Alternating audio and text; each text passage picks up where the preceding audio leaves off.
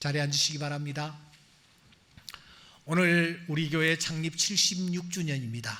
하나님께서 76년 전에 귀한 교회를 이곳에 허락하시고 여기까지 인도하셨습니다.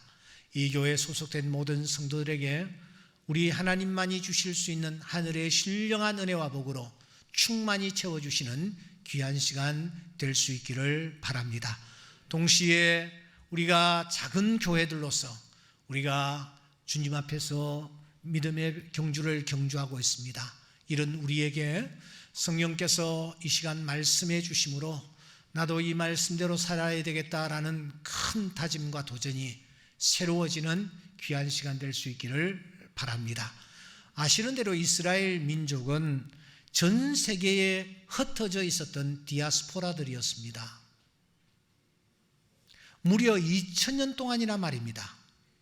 우리나라가 지난 36년 동안 일제의 압박 아래서 나라를 잃은 적이 있습니다. 36년 잃었는데도 불구하고 참 힘든 시간들을 보냈더랬습니다. 그런데 이스라엘은 무려 2000년 동안 나라를 잃었던 것입니다. 그런데 그러한 저들이 1948년 5월 여러분 그들이 지금의 그 자리에 나라를 다시 세우게 되었습니다. 얼마나 감격스러웠을까요? 그때 그들은 나라를 상징하는 국기를 전 세계에 선보였습니다. 우리는 이런 나라를 꿈꾼다. 국기 속에 담겨져 있죠. 그런데 저들이 선보인 국기 중앙에 사람을 한 사람 그려넣고 있습니다. 한 사람을 그려넣었단 말입니다. 그것도 아주 선명하게 크게 말입니다. 여러분 누구입니까? 다윗입니다. 저들은 다윗의 별을 중앙에 그려넣었습니다. 이스라엘은 나라를 다시 세우며 그 옛날 다윗을 떠올렸습니다. 우리가 세우는 이 나라도 다윗 왕국처럼 되었으면 참 좋겠다. 우리는 다윗 왕을 꿈꾼다 하는 그런 메시지가 이 국기 속에 담겨져 있는 것입니다. 그만큼 이스라엘은 3000년 전에 나라를 다스렸던 다윗 왕을 자랑스럽게 생각하고 그 다윗 왕이 세웠던 다윗 왕국을 그들은 꿈꾸고 있었던 것입니다. 그러면 여러분 다윗이 세웠던 이 다윗 왕국은 과연 어떤 나라였습니까? 우리가 펼친 이 사무엘하라는 성경에 상세하게 소개되고 있습니다. 다윗은 어렸을 때부터 범상치 아니었습니다. 그는요 물맷돌 하나로 거장 골리앗을 여러분 쓰러뜨렸습니다. 뿐만 아니라 베들레헴 들녘에서 양을 칠 때에 곰이나 사자가 나타나 양 새끼를 물어가려 하면 다윗은 그러마 날 살려라 하고 도망치지 않았습니다. 오히려 곰과 사자에게 마주 달려나가 그들의 그 수염을 붙잡고 뒹굴기까지 했던 것입니다. 그런 용기를 가지고 그는 왕이 되어서 주변의 강대국들인 블레셋, 모압, 암논 그리고 에돔 같은 이런 나라들, 이 나라들을 하나씩 그들은 다윗은 제패해 나갔습니다. 동서남북을 둘러싸고 있는 이 나라들을 말입니다. 조금도 그가 뒤로 피하지 않았습니다. 이 강국들을 다 물리치면서 국토를 확장시켜 나갔던 것입니다.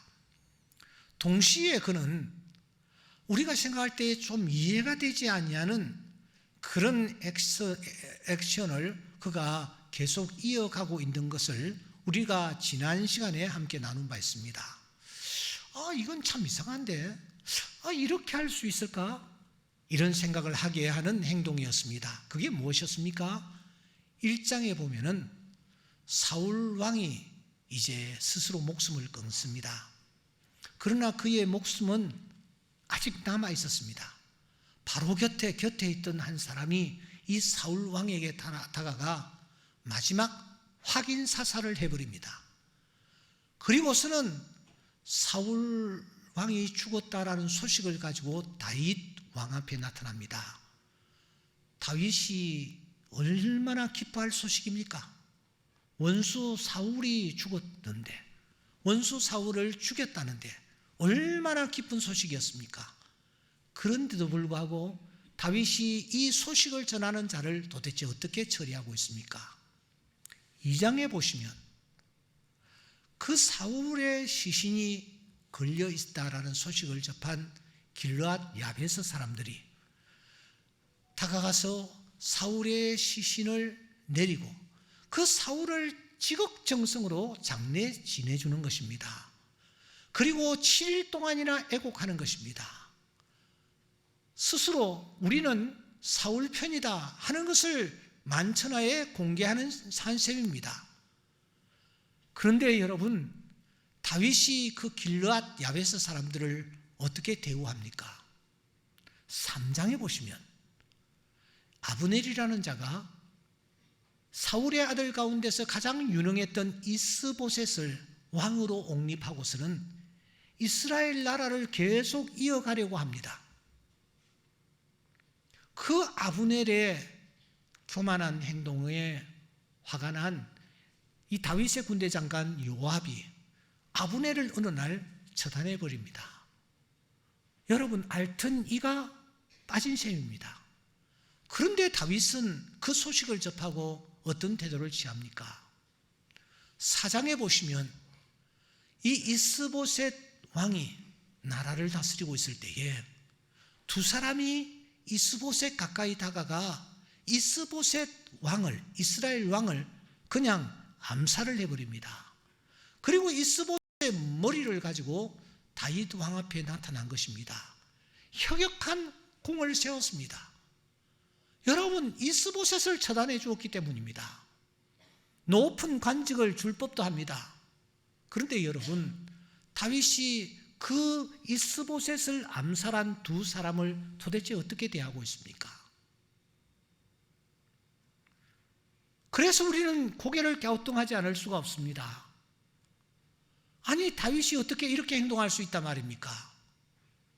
여기에서 우리는 다윗 왕국이 이렇게 강대하고 이렇게 크게 왕성하며 융성해 나갔던 중요한 원인을 발견할 수 있습니다. 다윗은요, 적을 향하여서는 매정했습니다. 단호했습니다. 블레셋, 암논, 그리고 에돔, 그리고 모압은 물리쳐야 할 적들이었습니다. 그 적들에 대해서는 담대하게 나아가 전쟁에서 승리를 거둡니다. 하지만 사랑하는 여러분, 사울이 누굽니까? 길르앗 야베스 거민이 도대체 누구입니까? 아브넬은 또 누구입니까? 여기에 이스보셋은 누구입니까? 다 아브라함의 후예요. 이스라엘 민족이요. 한 동족입니다. 서로 사랑하고 서로 위하고 서로 격려하고 서로 용서해야 할 대상이었다라는 것입니다. 그러한 대상을 향하여서는 이 다윗이 끝까지 긍휼을 베푸는 것입니다. 용서하는 것입니다. 용납하며 기다리는 것입니다. 바로 이것이 다윗이 다윗 왕국을 건설하는 핵심 키워드입니다. 이러한 다윗을 바라보며 성경은 이렇게 기록합니다. 3장 1절에 보면 다윗의 집은 점점 강하여져 갔다. 5장 10절에 보시면 만군의 여호와께서 함께 계시니 다윗이 점점 강하여 갔다. 8장 6절과 14절에 보시면 다윗이 어디로 가든지 여호와께서 이기게 하셨다라고 말하고 있습니다. 사랑하는 여러분, 하나님께서 우리 곁에 사울을 두셨습니다.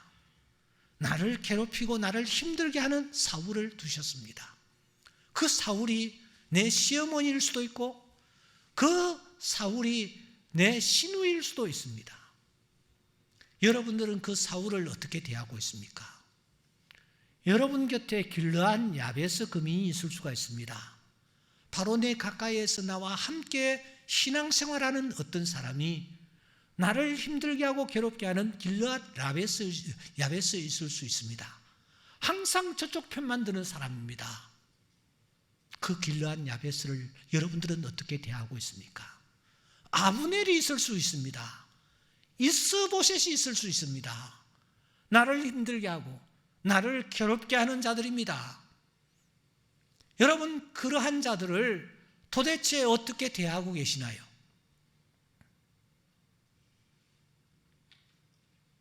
사울은 무찌러야 할 아말렉하고는 화친을 냈습니다. 언제까지나 함께하고 긍휼을 베풀어야 할 다윗은 끝까지 추적하여 죽이려고 했습니다. 성경은 이러한 사울의 집은 점점 약하여 가니라고 했습니다. 하지만 이웃을 향하여 긍휼을 베풀었던 다윗은 점점 강하여져 가고 어디로 가든지 하나님께서 이기게 하셨다고 말합니다.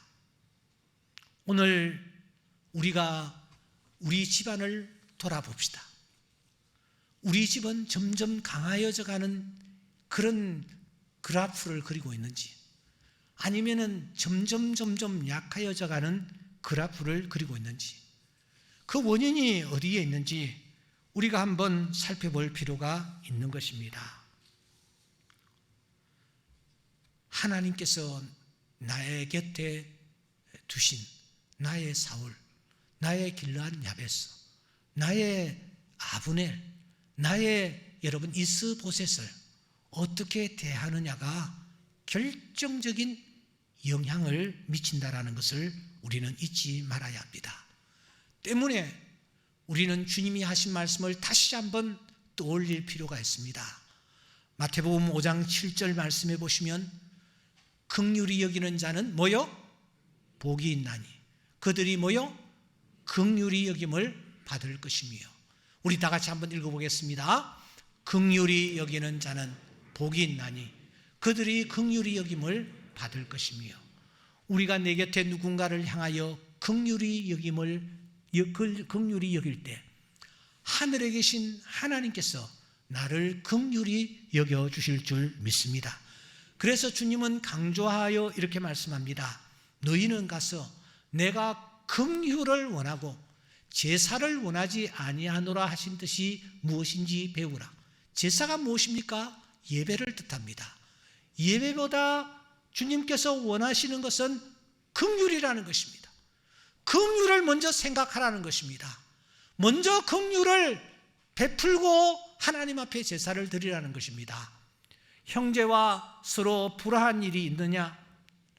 제물을 제단 앞에 그대로 두고 그 사람에게로 가서 그 사람과 화해를 하고 다시 와서 제사를 드리라. 주님께서는 그렇게 말씀하셨습니다. 오늘 우리가 하나님 앞에 나와 예배합니다만 내 곁에 하나님께서 허락해 주신 사울, 허락해 주신 길르앗 야베스, 내 곁에 있는 아브넬, 나를 괴롭히는 이스보셋을 여러분 긍휼히 여기지 못하면 하나님께서 이 예배를 기쁘게 받지 아니하실 것입니다.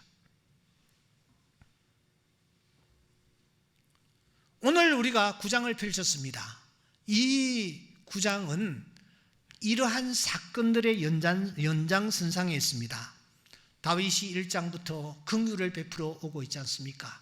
사울에게, 길르앗 야베스에게, 3장 아브넬에게, 4장 그리고 이스보셋에게 긍휼을 베풀어 오고 있는데 그 클라이막스가 어떠한 것인지를 우리에게 알려주는 중요한 본문입니다.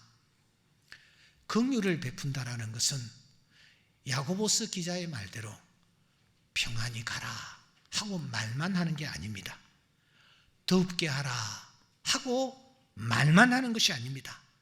배부르게 하라 하고 말만 하는 것이 아닙니다. 열매가 있어야 합니다. 그러면 다윗이 맺었던 긍휼이라는 열매는 과연 어떤 것이었습니까?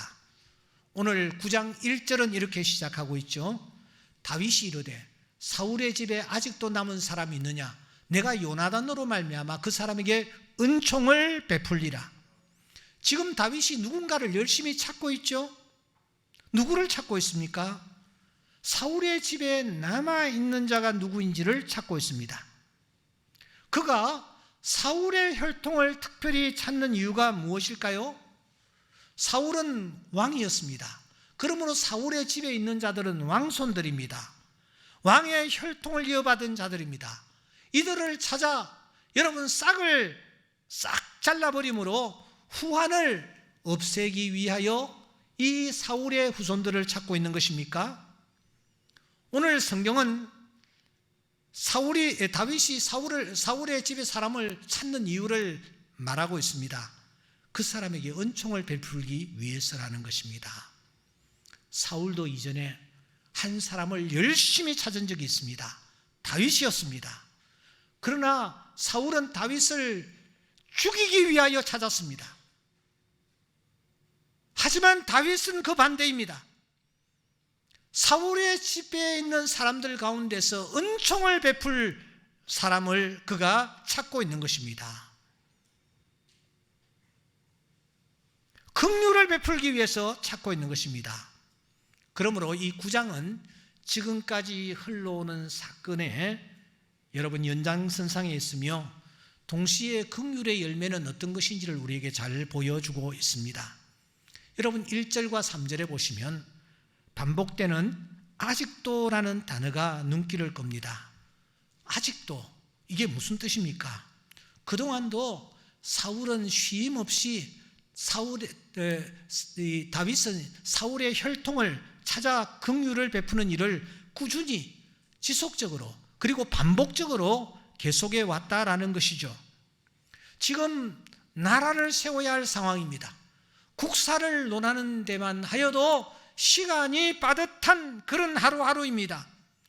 그런데 이 다윗은 그 빠듯한 시간을 쪼개어서 긍휼을 베풀 사람을 그가 찾고 있습니다.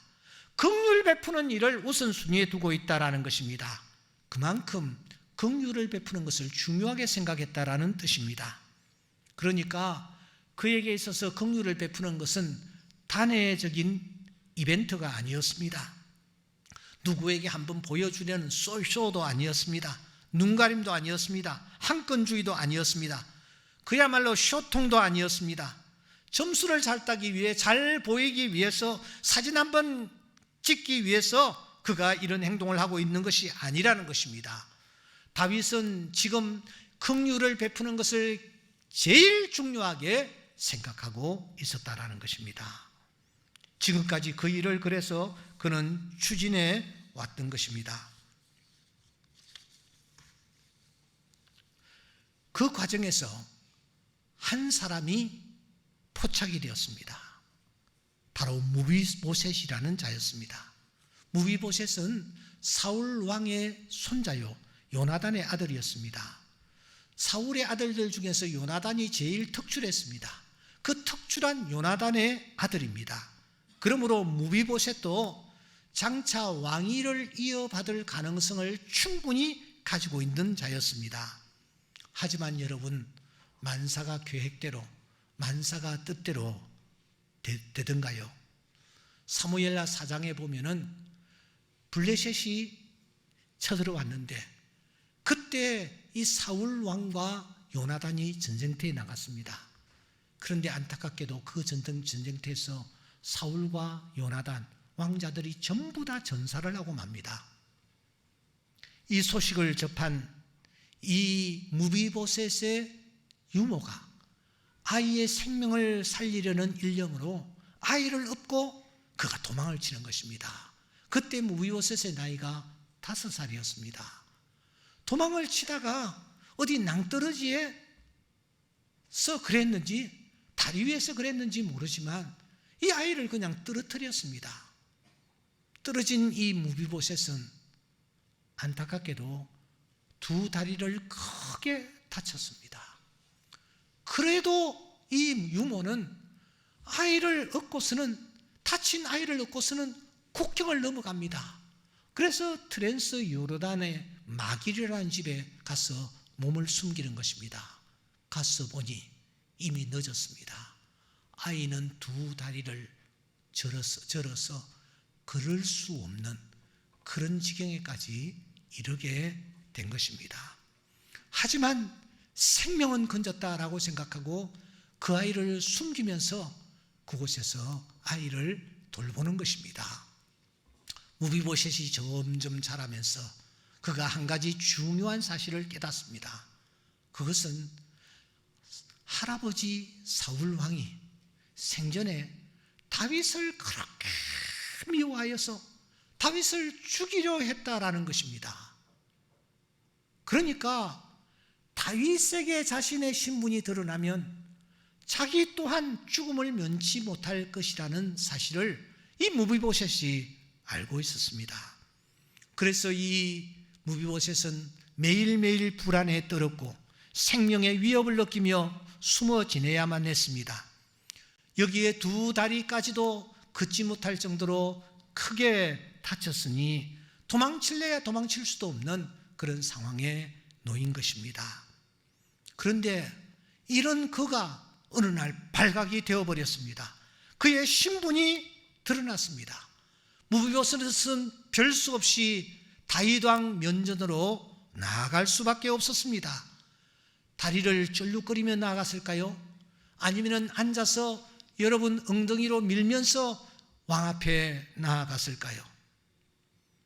만조백관들이 보는 그 상황에서 다윗의 면전으로 나아간 무비보셋, 그 심정이 도대체 어떠했을까요? 얼마나 두려웠을까요? 그가 왕 앞에 나아가 머리를 부복하고 있을 때에, 몸을 부복하고 있을 때에 이 임금님이 이렇게 말씀하시는 것입니다. 9장 7절에 보시면 무서워하지를 말아라. 내가 반드시 요나단으로 말미암아 내게 은총을 베풀겠다. 또 너는 항상 내 상에서 떡을 먹을지니라. 생각할 수 없는 은총의 메시지가 귓전을 때린 것입니다. 자기가 이런 은혜를 입으리라고는 꿈에도 생각을 못했습니다. 그때 이 무비보셋은 개를 떠올립니다. 그것도 죽은 개를 떠올립니다. 우리나라도 아직까지는 개에 대한 그런 인상이 좋지 않은 듯해 보입니다. 욕을 할 때도 소를 떠올리지 않고 개를 떠올립니다. 무슨 새끼라고. 그 다음 어떤 같은 놈 할 때에 돼지 같은 놈 이렇게 하지 않고 또 뭐 같은 놈, 우리가 이렇게 합니다. 이스라엘도 비슷한 것 같아요. 여러분 사무엘하 신명기 23장 18절에 보시면 창기가 번 돈과 개 같은 자의 소득은 하나님 앞에 가져오지 말아라. 열왕기상 21장 23절에 보시면 개들이 이세벨을 먹을지라.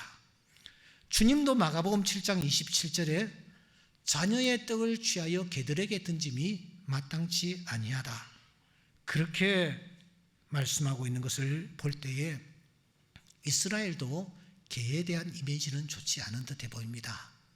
이유가 무엇이었을까요? 여러 가지가 있을 것입니다. 어떻든 개에 대한 이미지는 좋지 않은 것입니다. 그런데 이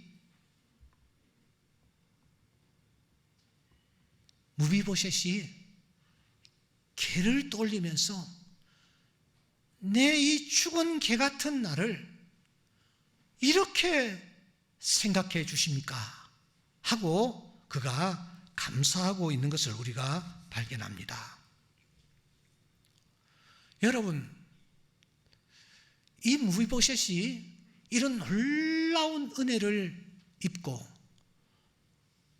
왕의 상에서 함께 식사를 할 수 있었던 것은 무엇 때문이었을까요? 우리가 세 가지를 생각할 수 있습니다. 제일 첫째, 이 무비보셋이 이런 은혜를 입게 된 것은 다윗이 어느 날 한 약속 때문이었습니다. 다윗이 요나단과 언약을 베풉니다. 당신의 자녀들을 잘 지켜주겠다고, 안전하게 지켜주겠다고 약속을 한 약속 때문에 다윗은 무비보셋을 찾았던 것입니다. 두 번째, 요나단 때문이었습니다. 요나단으로 인하여 무비보셋의 은혜를 입은 것은 요나단 때문이었습니다. 아버지 요나단 때문에, 그 요나단 때문에 무비보셋이 은혜를 입은 것입니다. 세 번째, 더 중요한 것이 있습니다. 그것은 전적으로 은혜 때문이었습니다. 다윗의 마음속에 긍휼을 베풀어야 되겠다라는 마음, 은혜를 베풀어야 되겠다라는 마음, 그 마음이 충만했기 때문에 다윗은 이 무비보셋을 찾고 그에게 은혜를 베풀어 준 것입니다. 그렇다면 사랑하는 여러분, 오늘 이 본문에 등장하고 있는 무비보셋은 도대체 누구입니까? 누구를 상징하고 있습니까? 바로 오늘 이 자리에 참석한 저를 위시하여 우리 한 사람 한 사람을 가르치는 줄 믿습니다. 우리는 지난날 무비보셋이었습니다. 우리는 죽음을 두려워하고 벌벌 떨고 있었습니다. 우리는 힘센 자를 두려워하고 있었습니다. 우리는 가난하기 거지없는 자였습니다. 우리는 힘이 없는 자였습니다. 우리는 질병의 고통 속에 있던 자들이었습니다. 이런 우리를 우리 하나님께서 찾아오셨습니다. 먼저 찾아오셨습니다. 우리를 당신의 귀한 상으로 부르시기 위하여 우리를 찾아오신 것입니다. 정말 우리는 죽은 개 같은 자들이었습니다. 더 이상 소망이 없는 자들이었습니다. 이런 우리를 주님께서 찾아오셔서 우리를 당신의 상에 함께 앉도록 은혜를 베풀어 주신 것입니다. 아무리 생각해도 은혜를 받을 수가 없는 저희들이 이 놀라운 은혜를 우리가 입게 된 것입니다. 한쪽은 지극히 약한 자였습니다. 반면에 한쪽은 지극히 강한 자 아닙니까? 한쪽은 두 다리를 저는 그런 연약한 자였습니다. 한쪽은 건강한 자였습니다. 한쪽은 쫓기는 자였습니다. 한쪽은 쫓는 자였습니다. 실로 극과 극입니다. 한쪽은 아무것도 없는 자였습니다. 한쪽은 모든 것을 가진 자였습니다. 감히 한 상에 둘러 앉을 수 없는 그런 두 사람입니다. 그런데 이 두 사람이 한 상에 둘러 앉았습니다. 한 공동체를 이루었다라는 것입니다. 이 밥상 공동체를 친히 베푸신 분이 계십니다. 바로 우리 주님이십니다. 주님은 이 땅에 오셔서 이 밥상 공동체를 자주자주 마련하셨습니다. 마가복음 2장 16절 말씀에 보시면 우리 주님께서 이 땅에 오셔서 세리와 죄인들과 함께 식사를 하셨습니다. 밥상을 마련하신 것입니다. 그 주님은 죽어 냄새 나던 나사로와 함께 밥상 공동체를 마련하시기도 했습니다. 요한복음 12장 2절 말씀에 보시면 거기서 예수를 위하여 잔치할 새 마르다는 일을 하고 나사로는 예수와 함께 앉은 자 중에 있더라. 예수님께서 이 나사로와 함께 밥상 공동체를 마련하신 것입니다. 또 우리 주님은 어떤 때는 5,000명과 함께 굶주린 영혼들과 함께 밥상 공동체를 마련하셨습니다. 먹은 사람은 여자와 어린이 외에 5,000명이 되었더라. 베스다 들녘에서 굶주린 심령들에게 밥상을 내미신 것입니다. 그 주님이 마지막 최후의 만찬, 그 장소에서 주님은 밥상 공동체를 그들에게 펼쳐 보이십니다. 받아 먹으라, 이것은 내 몸이니라. 받아 마시라, 이것은 내 피니라. 주님은 마지막에 밥상 공동체를 펼쳐 보이시며 생을 마무리하셨습니다. 그 주님이 다시 3일 만에 부활하시고 그 주님이 제일 먼저 가신 곳이 어디입니까? 저 북쪽 갈릴리 바다 해변이었습니다. 그곳에 가신 주님은 자신을 배반하여 갈릴리 바다까지 나온 그 많은 제자들에게 밥상을 마련해 놓고 계십니다. 하여 불을 피워 놓으시고 생선을 구워 놓으시고 떡을 구워 놓으신 후에 제자들을 부릅니다. 얘들아, 와서 조반을 먹으라. 그리고 주님은 아무 일이 없었다라는 듯이 베드로에게 생선을 발라주시면서 베드로야, 이 생선 아주 맛있어. 한번 먹어봐. 안드레에게 안드레야, 이 떡 잘 굽혔지? 춥지? 한번 먹어봐. 우리 주님은 아무 일도 없었다라는 듯이 베드로를 위시한 그 예수님을 배반하여 나아간 예수의 제자들, 그 제자들에게 밥상을 베풀어 주시는 것을 우리는 확인할 수가 있습니다. 이 주님이 베푸신 밥상이 여러분 어떤 것입니다? 어떤 것입니까? 바로 오늘 우리가 앉아있는 이 주님의 교회입니다. 교회는 밥상 공동체입니다. 그 옛날 다윗과 무비보셋이 함께 했던 바로 그 밥상, 우리 주님이 세리와 죄인들과 함께 했던 그 밥상, 5,000명과 함께 했던 그 밥상, 죽었던 나사로와 함께 했던 그 밥상, 최후의 만찬, 바로 그 밥상, 그 밥상이 오늘 교회인 것입니다. 그러므로 교회는 약한 자와 강한 자가 함께 하는 곳입니다. 병든 자와 건강한 자, 힘이 없는 자와 힘을 가진 자 하나를 이루는 곳입니다. 그곳이 바로 주님이 차려놓은 밥상, 우리 충정 공동체입니다. 주님은 밥상 공동체를 원하고 계십니다.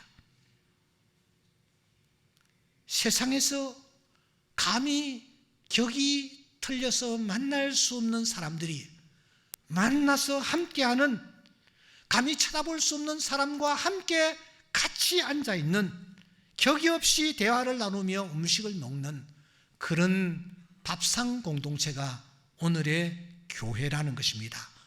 우리 주님은 오늘날 교회가 그러한 모습이 되기를 소원하십니다.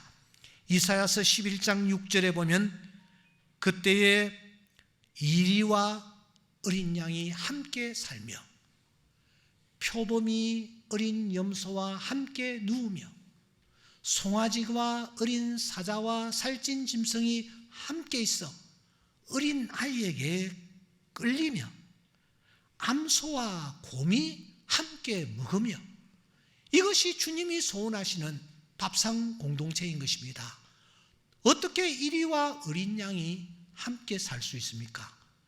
표범이 어린 염소와 함께 누울 수 있습니까?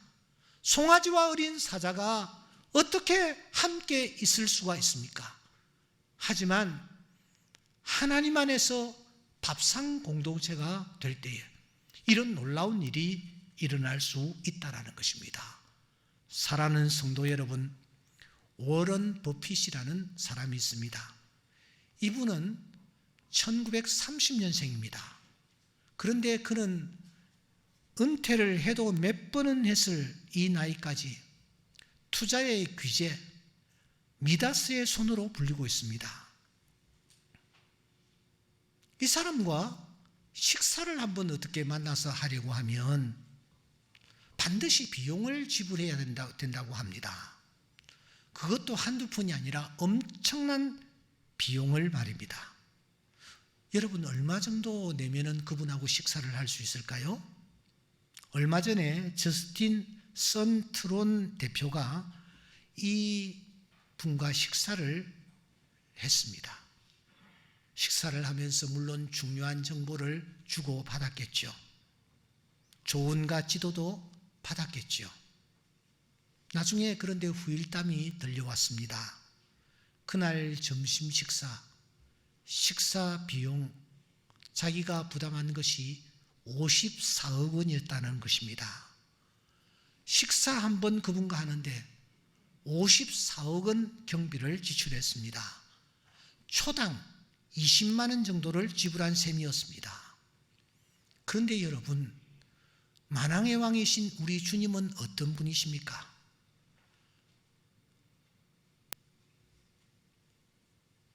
그 왕이신 주님, 그 주님이 이 땅에 내려오셔서 누구와 함께 식사를 했습니까?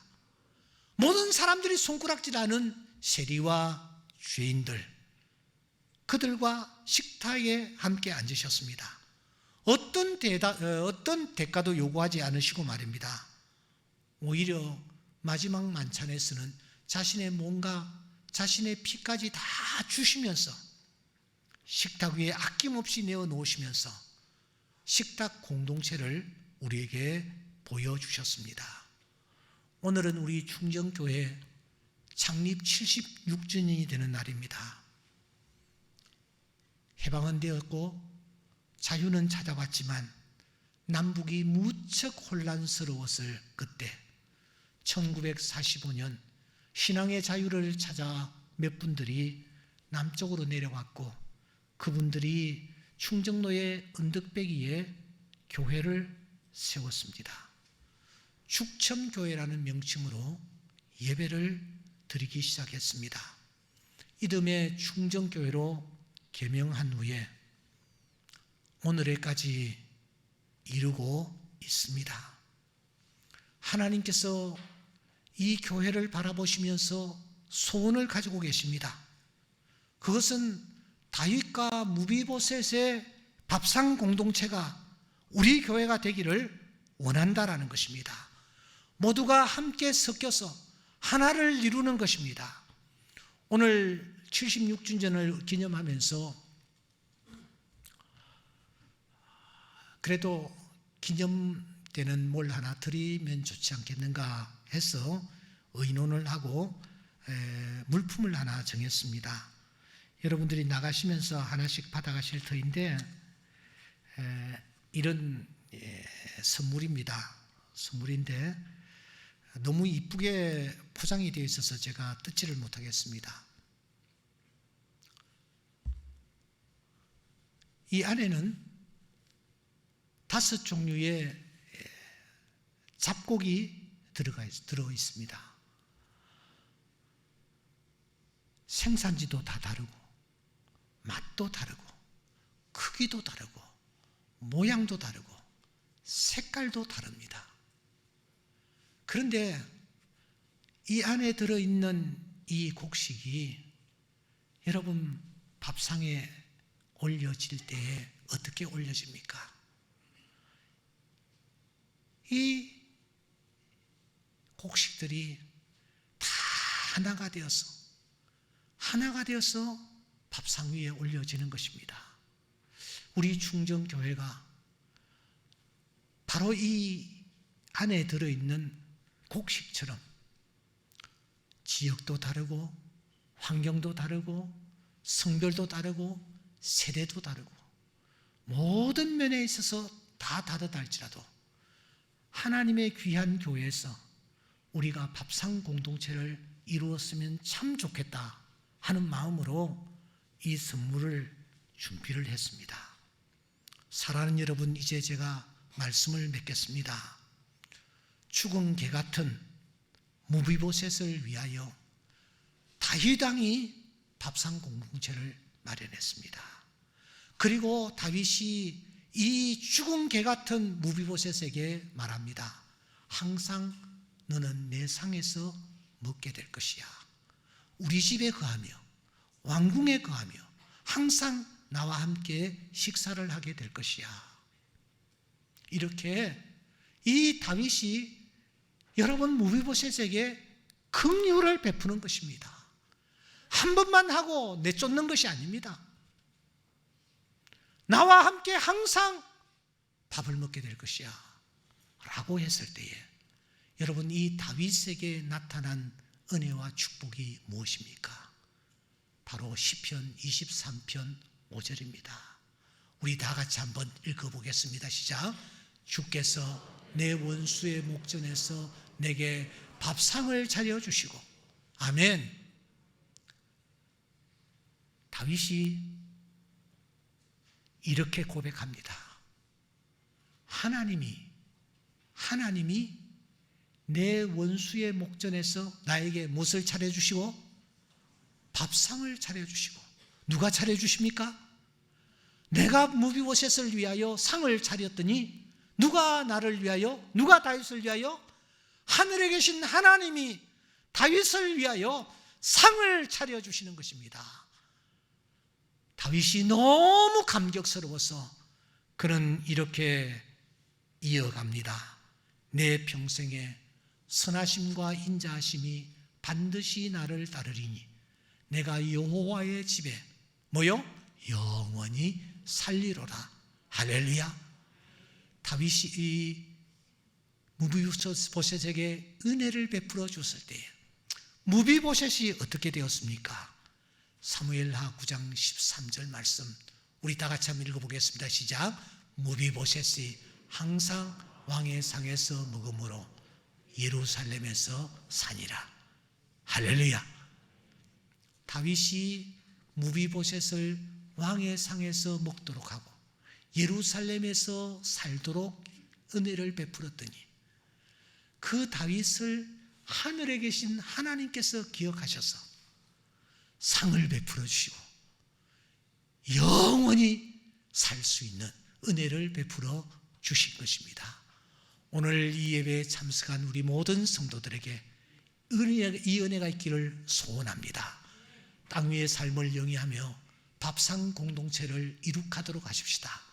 나의 무비보셋을 외면하지 말고 그 무비보셋에게 상을 베풀어 주면 주님께서 나에게 밥상을 차려주시는 은혜를 맛보게 될 줄 믿습니다. 이러한 자세로 하나님의 교회를 섬겨나가는 우리 모두가 될 수 있기를 주의 이름으로 축원합니다. 기도드리겠습니다.